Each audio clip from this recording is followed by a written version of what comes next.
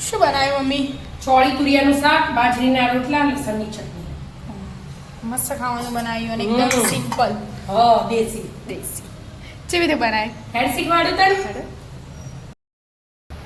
એનું. આજે ચોમાસાનું શાક બનાવવાનું.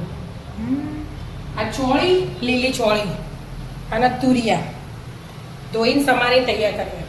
બસ. આ ચોમાસામાં તુરિયા ને એવું બધું હવે તો મળે. 12 માસ પહેલા તો ખાલી ચોમાસામાં જ મળતું એવું હતું. અમે નાના હતા ને એટલે સાદું સિમ્પલ અને બાજરીનો રોટલો કર્યો હોય ખાવાની કોઈ મજા આવે. પેસડો પડી છે.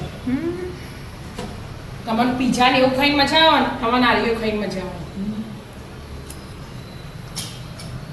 મિત્રો કોમેન્ટ કરીને કહેજો કેટલાના ચોળી તુરિયાનું શાક અને બાજરીનો રોટલો, ઘી ગોળ, છાશ, લસણની ચટણી મજા આવે. ગરમ થયું? રહી એડ કરી દેવાનું.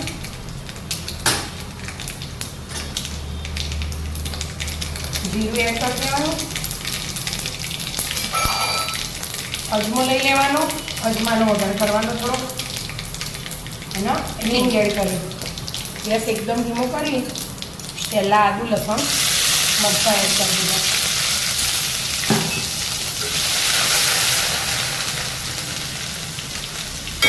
અને અત્યારે એકદમ કોઈ છોડી આવો એટલે અમુક દાણા હતા એ દાણા ફૂલ્યા આવું નહીં તો દાણાવાળું એ શાક મસ્ત જ લાગે એટલા માટે.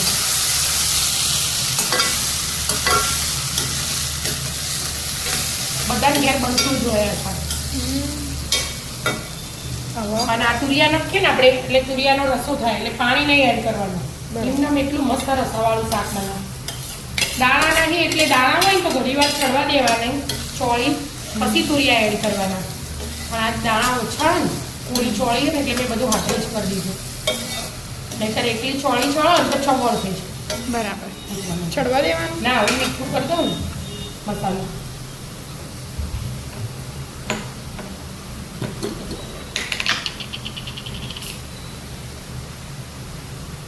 સ્વાદ અનુસાર મીઠું.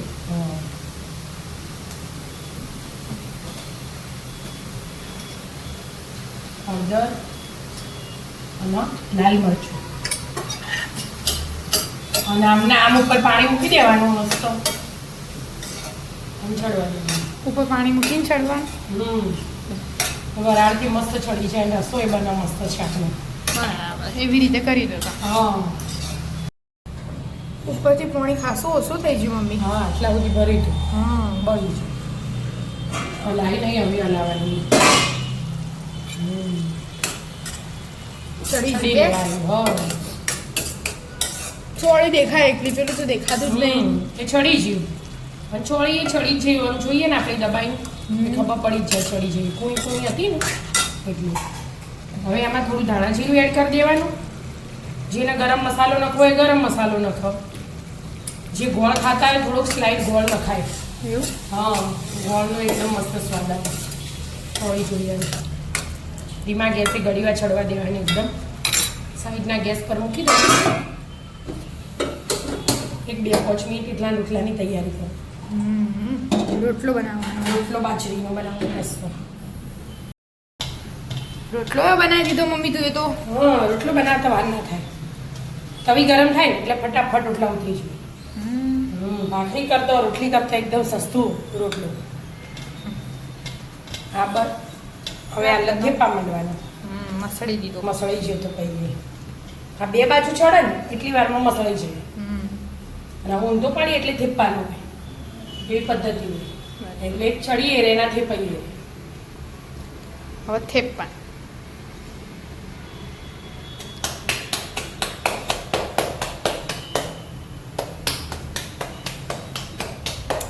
રોટલા બનાવી દો તાનેડો. હા આખું ફૂલવાની તૈયારી જ છે. આમાં કરીએ ને એટલે ફૂલી જાય. બરાબર. હા રોટલો એ ચડી રહ્યો. હા જો રોટલાને હોલ પાડે ને ઘી નખવા અંદર. હોલ પાડે આખું ફૂલે તો એમાંથી ઘી એડ કરી દેવાનું. એટલે અંદર સુધી બધા ઘી જતું. 2 ડોકલી રેડી હવે આમ ફેવરી દેવાનું. બધા ઘી કરશે. એટલે આખો રોટલો ઘી વાળો બોર્ડર સુધી અડી જાય. બરાબર. શાકે બની ગયું. શાકે બની ગેસ બંધ કર્યો મેં. લીલા ધાણા એડ કરી દીધા. શાક તૈયાર. આવી જાઓ મિત્રો. મસ્ત મજાનું ચોળી તુરિયાનું શાક અને બાજરીના રોટલો, લસણની ચટણી ખાવા. મિત્રો અમારા વિડીયો ગમતા હોય તો લાઈક શેર અને સબસ્ક્રાઇબ કરજો. રાધે રાધે.